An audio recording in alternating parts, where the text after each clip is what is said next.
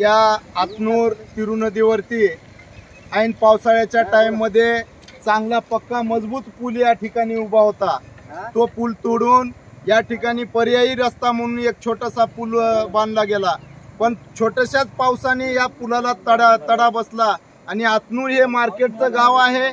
या गावामध्ये 12 तांडे आणि जवळपास 7-8 खेड्याचे लोक येतात, मार्केटसाठी येतात, परंतु या छोट्याशा पुलाला तडे गेल्यामुळे या ठिकाणचं दळणवळणाचं सर्वच काही व्यवहार बंद झालेले आहेत।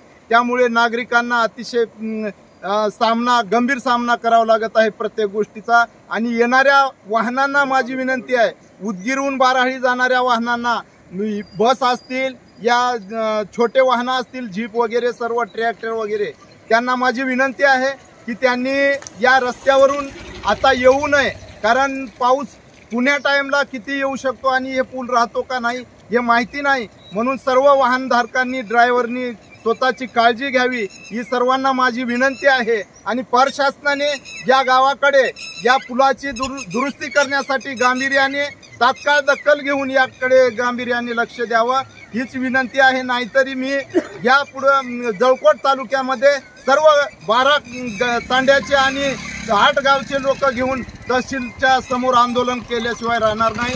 एवढेच मी बोलतो आणि माझे 2 शब्द थांबवतो।